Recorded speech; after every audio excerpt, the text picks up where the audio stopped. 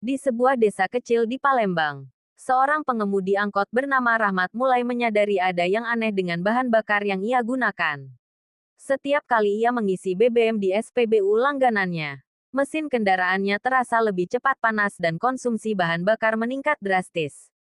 Awalnya, ia mengira ini hanya masalah teknis biasa, hingga teman-teman sesama sopir angkot mulai mengeluhkan hal yang sama. Di belahan lain Indonesia, seorang nelayan di Papua bernama Arman mengalami kejadian serupa. Perahunya yang biasanya bisa beroperasi seharian dengan satu tangki penuh kini hanya bertahan beberapa jam saja. Ia mengira ada masalah pada mesinnya. Tetapi setelah mengganti beberapa komponen, masalah tetap berlanjut. Ia mulai menduga ada sesuatu yang salah dengan kualitas BBM yang ia beli. Keluhan dari masyarakat seperti Rahmat dan Arman akhirnya sampai ke telinga seorang jurnalis investigasi bernama Dita. Dita, yang sudah lama menaruh perhatian pada isu energi, tertarik untuk menyelidiki lebih dalam. Ia mulai menghubungi beberapa ahli dan melakukan uji laboratorium terhadap sampel BBM yang didapatkan dari berbagai SPBU. Hasilnya mengejutkan. Sampel BBM yang diklaim memiliki RON 90 ternyata lebih rendah dari standar yang ditetapkan. Ini berarti ada kemungkinan besar bahwa masyarakat telah membayar lebih untuk kualitas yang lebih rendah. Dita pun mulai menulis laporan investigatif dan mengirimkannya ke beberapa media nasional. Saat berita ini mulai beredar, banyak pihak yang meragukan kebenarannya. Beberapa pejabat Pertamina menganggapnya sebagai kesalahan teknis biasa, sementara beberapa lainnya menolak berkomentar. Namun, kejaksaan mulai memperhatikan isu ini setelah mendapatkan banyak laporan serupa dari berbagai daerah di Indonesia. Jaksa Agung Muda Pidana Khusus Jampitsus kemudian membentuk tim investigasi untuk menyelidiki lebih dalam. Mereka memeriksa sejumlah dokumen pengadaan BBM, kontrak impor, serta laporan keuangan terkait tata kelola minyak mentah dan produk kilang Pertamina. Penyelidikan awal mengungkap bahwa ada perbedaan mencolok antara kualitas minyak mentah yang diimpor dengan produk yang dijual di dalam negeri. Ini menjadi indikasi awal bahwa ada sesuatu yang tidak beres dalam tata kelola minyak mentah di Pertamina. Dengan semakin banyaknya bukti yang ditemukan, Kejaksaan Agung akhirnya memutuskan untuk melakukan penggeledahan di beberapa kantor Pertamina serta rumah-rumah pejabat yang diduga terlibat. Kasus ini pun mulai menarik perhatian publik secara luas. Setelah penggeledahan di beberapa kantor Pertamina, tim penyidik Kejaksaan Agung menemukan tumpukan dokumen dan file digital yang mencurigakan. Beberapa di antaranya adalah kontrak impor minyak mentah dengan harga yang jauh lebih tinggi dari harga pasar. Ada juga laporan produksi yang menunjukkan bahwa minyak dengan RON lebih rendah dijual sebagai RON yang lebih tinggi. Di ruang arsip digital Pertamina, seorang penyidik menemukan email-email internal antara beberapa pejabat tinggi perusahaan. Salah satu email mencurigakan menunjukkan perintah untuk mengubah spesifikasi minyak sebelum dijual di dalam negeri. Instruksi ini diberikan oleh seorang petinggi yang namanya masih dirahasiakan saat penyelidikan berlangsung. Sementara itu, Dita, jurnalis investigasi yang pertama kali mengungkap kejanggalan ini, mendapatkan informasi dari seorang narasumber anonim. Narasumber ini mengaku sebagai mantan karyawan yang dipecat setelah menolak menandatangani dokumen yang berkaitan dengan impor minyak mentah. Ia mengatakan bahwa permainan ini sudah berlangsung bertahun-tahun. Dari informasi yang diberikan, Dita menemukan adanya keterlibatan pihak luar dalam skandal ini. Beberapa perusahaan asing disebut-sebut menjadi pemasok utama minyak mentah dengan harga yang tidak masuk akal. Dalam beberapa kasus, minyak yang seharusnya memiliki kualitas tinggi justru dicampur dengan bahan berkualitas rendah sebelum diproses di kilang Pertamina. Sementara itu, tekanan publik mulai meningkat. Media-media nasional mulai menyoroti kasus ini secara besar-besaran. Para pengamat energi dan ekonomi pun ikut angkat bicara, mengatakan bahwa jika dugaan korupsi ini benar, maka dampaknya terhadap perekonomian negara akan sangat besar. Di kantor Kejaksaan Agung, para penyidik mulai memeriksa saksi-saksi kunci.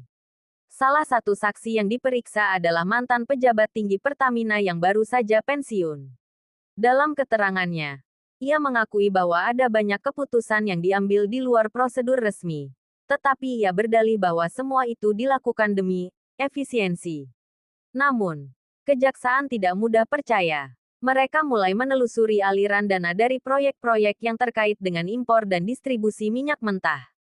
Dari hasil penyelidikan awal, ditemukan bahwa ada sejumlah transaksi mencurigakan yang mengarah ke rekening pribadi beberapa pejabat. Kasus ini semakin berkembang. Kejaksaan Agung mengumumkan bahwa mereka telah menemukan bukti awal adanya dugaan korupsi yang merugikan negara hingga ratusan triliun rupiah. Dengan bukti yang semakin kuat, tim penyidik bersiap untuk melakukan penangkapan terhadap beberapa tersangka utama. Malam itu, hujan deras mengguyur Jakarta. Di salah satu ruangan gedung Kejaksaan Agung, Jaksa Agung Muda Pidana Khusus Jampitsus Darman Prakoso duduk di balik meja kayu yang dipenuhi berkas-berkas investigasi. Matanya tak lepas dari sebuah laporan terbaru. Laporan yang bisa menjadi kunci untuk membongkar salah satu skandal terbesar dalam sejarah energi Indonesia. Sementara itu, di sebuah rumah mewah di kawasan Menteng, seorang pria parubaya bernama Aryo Wibisono menatap layar ponselnya dengan cemas. Aryo adalah salah satu direktur di Pertamina yang namanya mulai santer dikaitkan dengan kasus ini.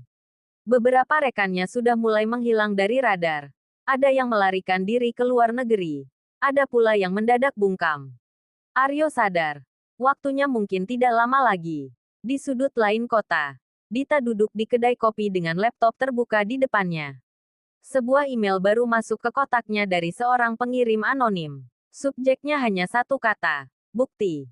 Dengan jantung berdebar, ia membuka lampiran di dalamnya. Matanya melebar saat melihat dokumen-dokumen yang dikirimkan, kontrak minyak mentah yang dimanipulasi, laporan produksi yang dipalsukan, serta nama-nama pejabat yang menerima aliran dana haram. Kembali ke gedung kejaksaan, tim penyidik akhirnya menemukan sesuatu yang lebih besar dari dugaan awal. Sebuah perusahaan cangkang di Singapura tercatat sebagai salah satu pemasok utama minyak mentah ke Pertamina. Setelah ditelusuri lebih dalam, ternyata perusahaan tersebut hanya kedok. Uang yang mengalir ke dalamnya justru berputar kembali ke rekening pribadi beberapa pejabat tinggi di Indonesia. Darman Prakoso tahu bahwa mereka harus bertindak cepat. Malam itu juga, surat perintah penangkapan diterbitkan. Tim kejaksaan bergerak ke berbagai lokasi. Dari rumah mewah di Jakarta hingga kantor-kantor yang diduga menjadi tempat transaksi mencurigakan. Mereka harus menangkap para tersangka sebelum ada yang kabur lebih jauh. Di Bandara Soekarno-Hatta, seorang pria dengan paspor diplomatik berjalan cepat menuju gerbang keberangkatan. Ia adalah Arif Rinaldi, salah satu tersangka utama yang berusaha melarikan diri ke Dubai. Namun, sebelum ia sempat naik ke pesawat, sekelompok petugas berseragam mengepungnya. Bapak ditahan atas dugaan korupsi, kata salah satu petugas dengan nada tegas. Wajah Arif langsung pucat pasi. Di waktu yang hampir bersamaan, di rumahnya, Aryo Wibisono baru saja menutup telepon ketika bel rumahnya berbunyi. Ia mengintip dari balik jendela dan melihat beberapa pria berpakaian resmi berdiri di depan pintu. Ia menarik napas dalam. Ini saatnya. Dengan tangan gemetar, ia membuka pintu. Kami dari Kejaksaan Agung. Anda harus ikut dengan kami, kata salah satu petugas. Dalam waktu kurang dari 24 jam, 7 orang tersangka berhasil diamankan. Media nasional langsung meledak dengan berita penangkapan ini. Foto-foto mereka yang digiring keluar dari rumah mewah dan kantor megah mereka terpampang di halaman depan surat kabar. Namun, Darman Prakoso tahu, ini baru permulaan. Masih ada sosok yang lebih besar yang mengendalikan semua ini dari balik layar. Di dalam ruang tahanan Kejaksaan Agung, Aryo Wibisono duduk diam dengan wajah penuh ketegangan. Keringat dingin mengalir di pelipisnya. Meskipun ruangan itu cukup dingin, ia tahu cepat atau lambat, interogasi akan dimulai. Di sebelahnya, Arif Rinaldi menatap lantai dengan tatapan kosong. Masih tidak percaya bahwa upayanya melarikan diri gagal total. Di ruangan lain, Darman Prakoso dan timnya duduk mengelilingi meja bundar dengan berkas yang berserakan. Kita punya mereka, ujar seorang penyidik. Tapi aku yakin mereka bukan dalang utama. Ada sosok yang lebih besar yang mengatur semua ini. Darman mengangguk. Ia juga memiliki firasat yang sama. Skandal sebesar ini tidak mungkin hanya melibatkan segelintir orang. Malam itu, di sebuah penthouse mewah di kawasan Sudirman, Seorang pria bernama Surya Adi Pratama menatap layar televisi dengan wajah tanpa ekspresi. Berita penangkapan 7 tersangka kasus korupsi minyak mentah terpampang di seluruh kanal berita. Namun, alih-alih panik, ia hanya tersenyum tipis, lalu mengangkat teleponnya. Segera bersihkan jejak kita. Pastikan mereka tidak bisa menghubungkan ini kepadaku, katanya dingin. Surya bukan orang sembarangan. Ia adalah salah satu taipan energi terbesar di Indonesia. Pemilik beberapa perusahaan yang selama ini terlibat dalam impor minyak mentah. Di depan publik, ia dikenal sebagai pengusaha sukses dengan jaringan internasional yang luas. Tapi di balik layar, ia adalah dalang yang menggerakkan skandal ini. Sementara itu, di dalam ruang interogasi, Aryo Wibisono mulai kehilangan ketenangannya. Saya hanya menjalankan perintah, teriaknya saat penyidik menekannya dengan pertanyaan demi pertanyaan. Kalau saya tidak menurut, saya bisa kehilangan segalanya. Darman Prakoso menatapnya tajam. Perintah dari siapa? Tanyanya dingin. Aryo menggigit bibirnya, ragu untuk berbicara. Namun, saat melihat sorot mata Darman yang tajam, ia tahu bahwa diam pun tidak akan menyelamatkannya. Dengan suara nyaris berbisik, ia menyebut satu nama, Surya Adi Pratama. Ruangan itu langsung hening. Para penyidik saling berpandangan, menyadari bahwa mereka baru saja membuka pintu menuju konspirasi yang jauh lebih besar. Darman menghela napas panjang. Jika nama Surya Adi Pratama benar-benar terlibat, maka mereka tidak hanya berhadapan dengan seorang pengusaha, tetapi juga seseorang yang memiliki jaringan kuat di pemerintahan dan aparat hukum. Di sisi lain kota, Surya duduk di ruang kerja pribadinya, memandangi secangkir kopi yang sudah mulai mendingin. Ia tahu bahwa cepat atau lambat, penyelidikan akan mengarah kepadanya. Tapi ia juga tahu satu hal, di dunia ini, kekuatan bukanlah tentang siapa yang benar atau salah, melainkan tentang siapa yang memiliki kendali. Dengan tenang, ia menghubungi seorang pejabat tinggi di pemerintahan. Kita harus bicara, katanya singkat. Di kejaksaan, Darman menutup berkas di depannya dengan ekspresi tegas. Mereka akhirnya menemukan dalangnya. Namun, ia tahu bahwa menangkap Surya Adi Pratama tidak akan semudah menangkap pejabat-pejabat yang sudah lebih dulu ditahan. Ini bukan hanya soal hukum. Ini adalah pertarungan antara kebenaran dan kekuasaan. Pertarungan yang baru saja dimulai. Langit Jakarta tampak muram pagi itu, seolah-olah tahu bahwa badai yang lebih besar sedang mendekat. Di dalam gedung Kejaksaan Agung, Darman Prakoso berdiri di depan jendela kantornya, menatap lalu lintas yang padat dengan pikiran penuh gejolak. Nama Surya Adi Pratama telah keluar dari mulut Aryo Wibisono. Dan itu berarti satu hal, mereka kini berhadapan dengan seseorang yang bukan hanya memiliki uang, tetapi juga kuasa yang bisa membungkam siapapun yang berani melawan. Darman menarik napas panjang. Kita harus bergerak cepat, katanya kepada timnya. Jika Surya tahu kita sedang mengejarnya, dia pasti akan mencoba menghapus jejaknya.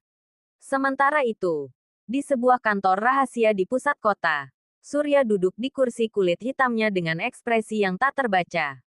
Di hadapannya, seorang pria bersetelan mahal dengan wajah tanpa emosi duduk tegak. Mereka semakin dekat, kata pria itu. Aryo sudah buka mulut. Surya menyandarkan tubuhnya ke kursi, menyesap kopinya dengan tenang. Aku sudah memperkirakan ini, katanya. Bagaimana dengan langkah kita? Pria itu menyerahkan sebuah amplop berisi daftar nama. Beberapa saksi kunci sedang kami urus.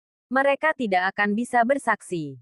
Surya tersenyum tipis. Bagus. Pastikan tidak ada yang tersisa. Dan satu lagi, Darman Prakoso. Aku ingin dia dilenyapkan sebelum dia bisa menyentuhku. Di tempat lain, Dita, jurnalis investigasi yang pertama kali membongkar skandal ini, menerima sebuah pesan misterius di ponselnya. Berhenti sekarang, atau kau akan menyesal.